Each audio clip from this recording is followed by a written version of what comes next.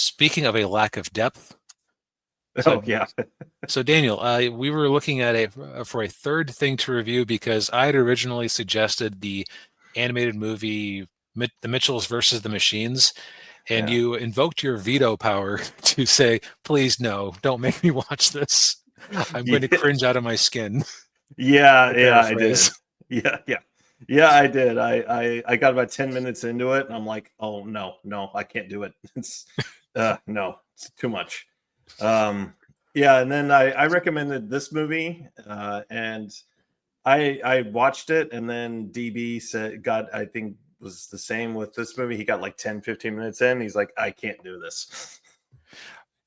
And it's interesting because it's for entirely different reasons. Because for Mitchell's versus the Machines, you were being assaulted by millennial writing and comedy. Yeah. With this one, I was just being assaulted by a lack of reason to care. Yeah. Well, yeah. So this movie, it's a Netflix Japanese produced movie. Apparently, it's based on a manga, but I've never heard of the manga. And not to be confused with another anime movie called Demon City Shinjuku. They're completely different. Um, Yeah, yeah, I'm not surprised that there's a manga behind it because the group of gangsters with animal masks feels very much like an 80s seinen manga type of thing to do. yeah, it did. Yeah. Yeah, so this movie is about a hitman named Sakata, and he does one more job. It's kind of the typical hitman does one more job before he retires because he's got a wife and daughter, much like John Wick. In fact, this movie has a lot of similarities to John Wick.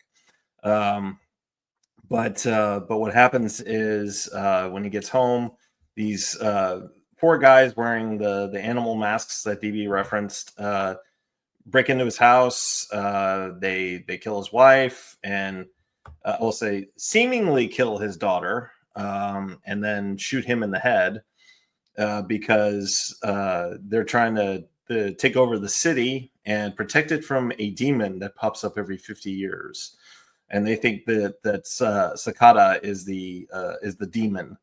Um, Spoiler alert: there are no actual demons in this movie. It's just like superstitious nonsense. Um, and Now the fact that you're giving that away makes it sound like the reveal isn't at least or isn't remotely interesting. it's not. No. Um, but he's yeah, Sakata is basically the too angry to die character because yeah, they flash forward 12 years and he's basically in this vegetative state.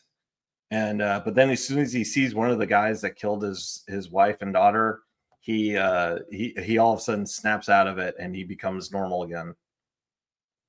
And that's when he goes on this rampage for revenge. And I'm going to drop another little spoiler here. Uh, the daughter didn't actually die. Oh, Um, what was she like? Did she become like the mall for one of the mob bosses or something? yeah, basically, yeah, yeah. One of the mob bosses raises her as his own kid, and he's a real perv.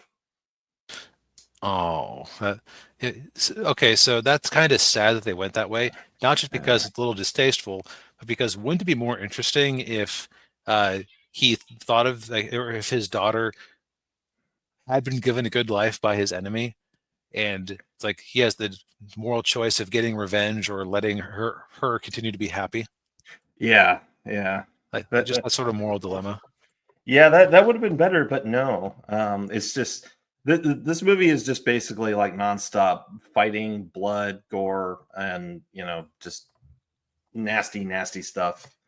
Yeah, I can't really recommend this movie. Even if you're like really into your real violent, you know, bloody action movies, it's just uh yeah, it's just I didn't care for it. It's very very generic. And I would say if you want a movie about a hitman who goes off and gets revenge, I'd stick with John Wick.